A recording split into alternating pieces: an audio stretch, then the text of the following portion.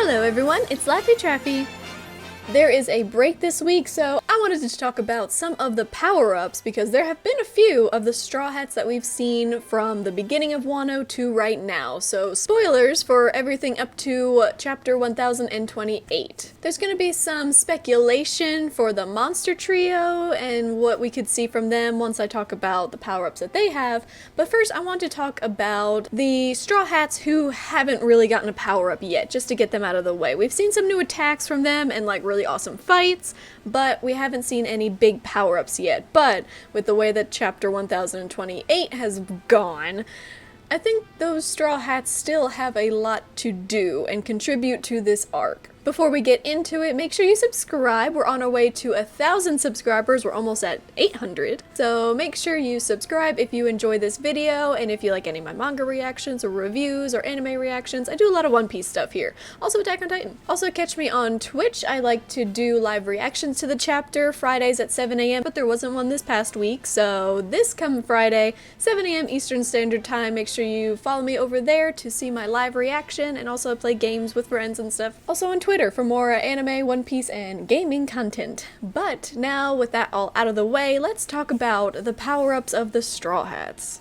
So, like I mentioned, I wanted to start with some of the Straw Hats who we haven't seen a lot of in Wano specifically, and that includes Usopp, Franky, Brook, and Jinbei. We've seen some new attacks from them, and they've put up great fights against their competitors, but overall we haven't seen anything big and new. With Brook, we got a treble cliff attack, a multi-opponent attack, which was super cool. With Usopp, we got a new pop green attack. Franky was really going hard with Franky Shogun.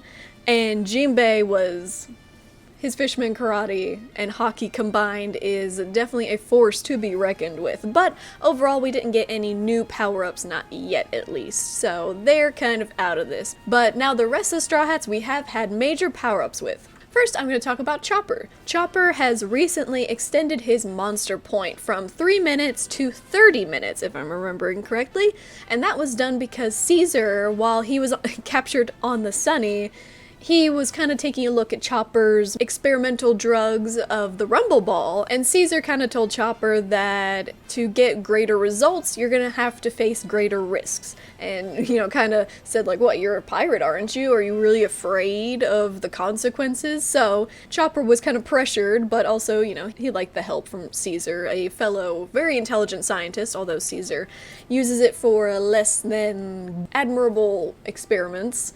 So Caesar helped Chopper extend his monster point, and we saw that that really came in handy when he was facing off Queen, and then we saw the aftermath of Baby Geezer Chopper, where he turns into a tiny little Chopper, but he talks like an old man. Don't ask me how that comes from Monster Point, but that's what we get. And he's still in Baby Geezer Chopper mode, so I'm interested to see how long that cooldown will last, to see what the to see how it balances. 30 minutes in Monster Point for what, 5 minutes? Maybe 10 minutes? I don't know. I think that's a fair trade-off. But that is Chopper. Now, going on to Nami. Nami has gotten a power-up with her climb attack. First, her power-up in Whole Cake Island was capturing Zeus and persuading him to fight for her. So he was living inside of the climb attack up until Big Mom took him out and killed him. Or at least tried to. Instead, Zeus, as all of this is happening at once, Big Mom tries to take Zeus's soul away. At the same time, Nami pushes her climb attack into him to try and save him. This all gets mixed up together, and Zeus's soul ends up being put into the climb attack. So Nami's climb attack is now a homie, which greatly enhances her control and power. We saw that Zeus is actually able to control the lightning and everything that's happening within the climb attack because he is the climb attack.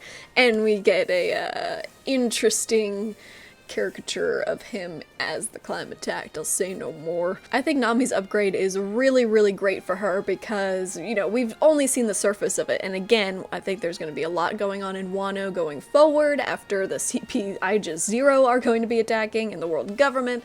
The fleets are on their way, so we have not seen the end of all of these power-ups, and I'm excited to see what type of AoE damage Nami's climb attack, Zeus, can accomplish. And now we're going to talk about my favorite one, probably, and that is Robin. Robin became Demon Robin, and it was called Demonio Fleur. It certainly sent an impact throughout all of the readers and Black Maria as Robin turned into this enormous demon with wings and horns and shaded, really menacingly. She looked like a straight succubus, and that aesthetic fits Robin pretty well. I'm not complaining about it. And along with that upgrade, it also enhanced her mobility and her power because she's also enormous. And it's interesting that we didn't see a smaller Robin along with the Demon Robin, because earlier in that fight, Robin just made a giant of herself behind her because she makes large versions, large limbs of herself with her smaller arms. And that's how she makes these giant limbs and whatnot. So I'm wondering if Demonic Robin was also made that same way. We didn't get a shot of normal Robin, so was Robin inside of the Demon Robin, like Attack on Titan? Or was she just off to the side and we didn't see her? Or did she become Demon Robin? That would be interesting. That would raise a few questions. So I'm gonna go with it was made similar to like her large body earlier. It was just kind of made out of her smaller limbs, and we just didn't get to see Robin off to the side wherever she was. But this was a great upgrade for her. And she was super tired from using it, but not much time has passed and she's already up and running. That doesn't mean that she can fight well, but she's running alongside Brook as they're cutting through the beast pirates who are all trying to capture her. And the CP Just Zero members have specific orders to capture Nico Robin, so I don't think we'll see the end of her fights either. As well as Demon Robin, we also got the fact that Robin was trained with Fishman Karate, and possibly, it was kind of ambiguous. I'd like to say that she has advanced armament hockey, where she has like a method of sending out the shockwaves that's not quite hockey. Maybe it is just Fishman Karate, but we see a flashback with Koala and Sabo, and they are teaching her both of their respective powers. So we clearly got Fishman Karate here because that was the attack that she used. So when she broke the roof and had all the debris crumble down and put out the fires, that was Fishman Karate, but it also looked very similar to Dragon Claw, where Sabo would attack a structure or a floor or ceiling and shockwaves just emanate from it and the whole thing would crumble. I don't know if that's what she was doing, because that's clearly, advanced armament hockey, which is something that Luffy learned this arc, but was that exactly what that was? I don't know. Let me know what your thoughts for that attack from Robin. Do you think maybe what she did to the ceiling was Fishman Karate and we just haven't seen her use Dragon Claw yet, but she does know it? Or do you think that was a kind of combination of both? Or do you think she just learned Fishman Karate? Because any of those options are a really great power-up for her, because she's starting to really enhance her physical attacks. So, everything with Robin that has happened has been really great for her, and I'm excited to see her really fully fleshed out as a really badass fighter. Zooming on now to the Monster Trio, we have big power-ups from them, as well as I'm going to speculate a little bit about what the rest of their fights, because these three specifically are still in their fights, so I don't think we've seen the end of their power-ups, so I'm going to talk about that a little bit as well. So starting with Sanji, this most recent chapter has been making Sanji fans go crazy, myself included, where his Germa genes are apparently awakening from the usage of his raid suit. He's used the raid suit a total of 3 times, once against page 1, but he used it more as a disguise, and that's where we saw and he found out that it could be used for invisibility and espionage and things like that. He used it in the bathhouse because Sanji, and then he used it to save Momo, where he had to go invisible and save him and allow him to escape from his possible execution. The raid suit was first seen on Wano, so that in itself is considered a power-up, but Sanji has yet to use it to purely get more powerful. He refuses to rely on the Vinsmoke technology because, he's always resented his family because they've considered him an outcast and a failure, but he's not so much of a failure as they think and as he wants to be, because honestly, failure means that you have your emotions and that you're normal. But the good thing with Sanji is that he has awakened his Germa genes and has become super durable and strong. He has like metallic skin almost. That's at least how I describe describe it, it's not actually metallic skin, but when he gets hit or crunched, he kind of looks like a soda can. Similar to Yonji's face. So I like to call it, it's like metallic, durable, hard body in that sense. And then he can just regenerate instantly, where he just cracks himself back into place because it's like metal. Like, oh, I'm not supposed to be this way.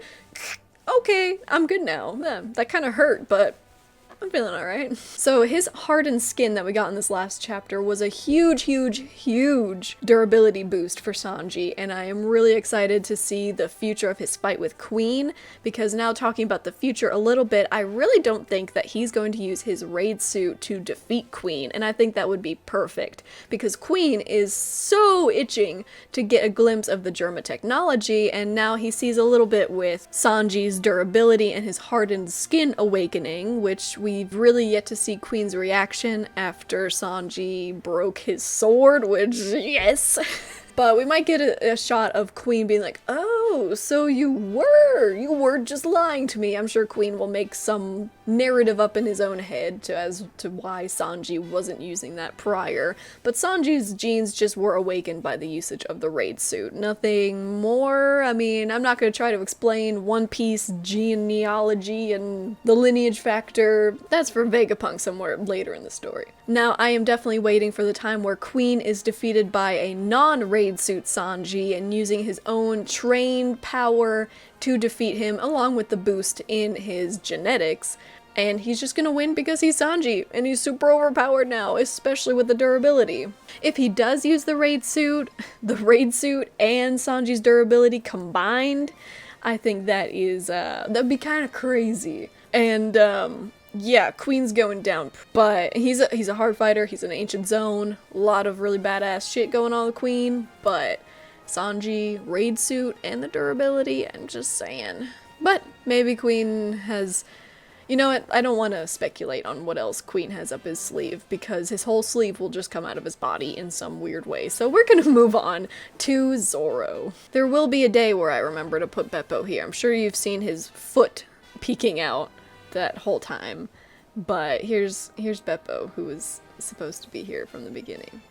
Zoro was awarded Enma, the blade of Kozuki Oden, who used it with his haki, and a lot of the residual haki and the residual power is within Enma, so Zoro had to struggle a lot just to wield the sword. So we've seen a lot of exponential power coming from Zoro as he went up against Kaido, and he was going to cut Kaido 100%, and then he did cut Kaido when he did the Ashura move. So yes, Enma was a huge power up to Zoro, and has really improved his swordsmanship and his haki, because now he has to control it and, you know, give just enough to defeat what he needs. It has really pushed him to the limits of swordsmanship. And then on the rooftop, in that Ashura moment, we got Conqueror's haki from Zoro, which, you know, if you've been reading and watching One Piece, it shouldn't be a surprise to you that Zoro was going to awaken Conqueror's haki. The anime likes to depict it as if he's already known that he has Conqueror's haki and he knows how to use it, which I'm just gonna ignore that. That's not canon in my head.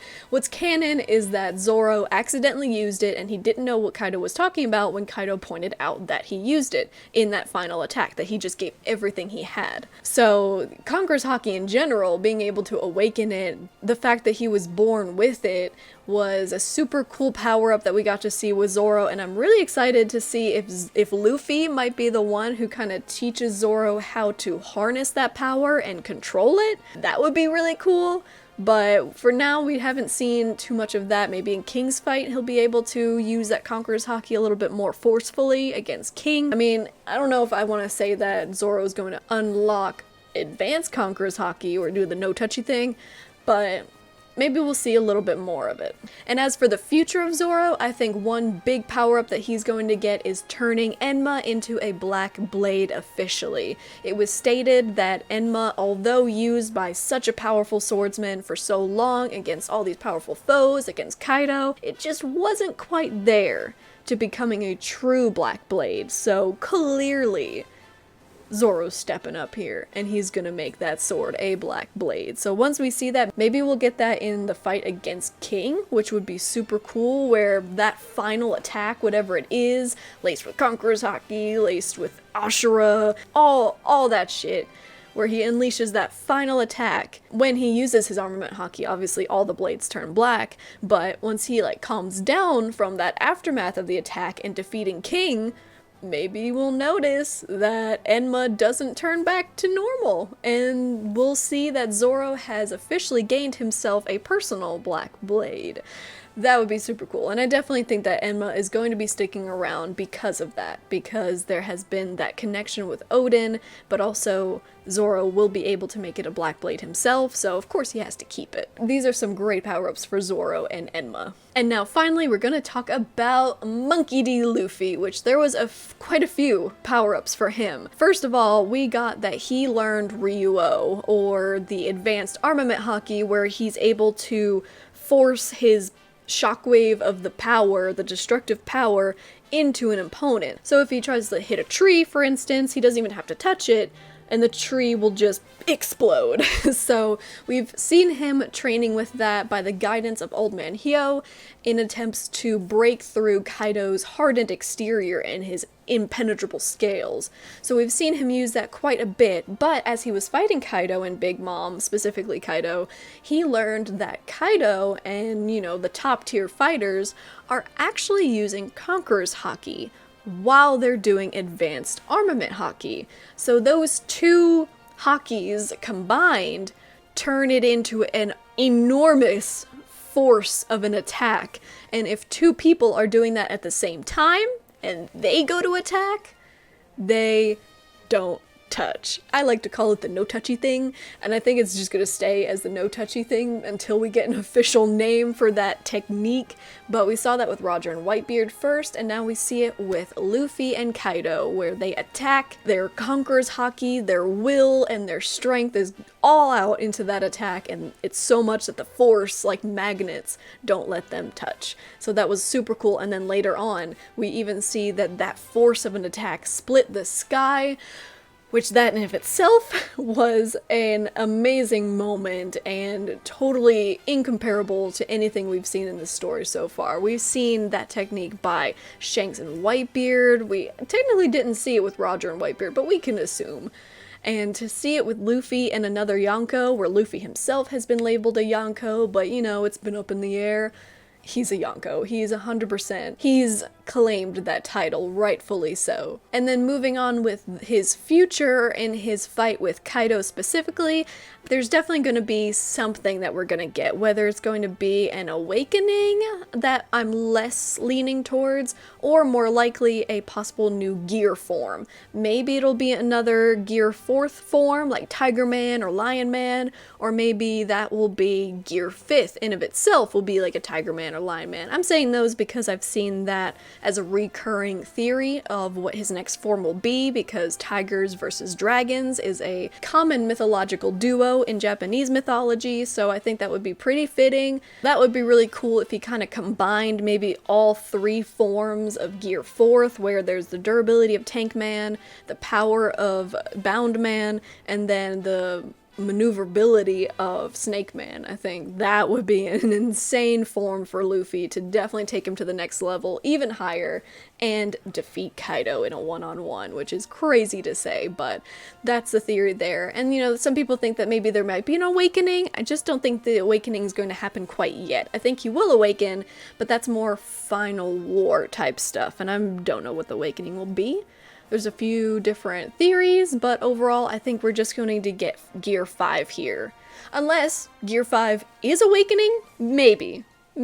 I don't know. Let me know what your thoughts are on Luffy's next form that we're definitely gonna see in this upcoming one-on-one fight with him against Kaido, the king of the beasts. But that wraps up all of the power-ups for all of the Straw Hats that we've seen. I've just been noticing that there's a lot of power-ups in this arc. Similar to Enies Lobby, not every member, like I mentioned, has gotten one yet. Maybe we're gonna see them later on in the end of Wano, where the world government and the Cypherpole agents are attacking, and maybe they'll be able to go more in-depth to everyone's powers there, like Brook, Frankie, Jinbei, and Usopp. But as for right now, that's what we've got. We've got the Monster Trio super powered up, we've got Robin, we've got a kitten, we've got Chopper's Monster Point, and Nami's Climb Attack.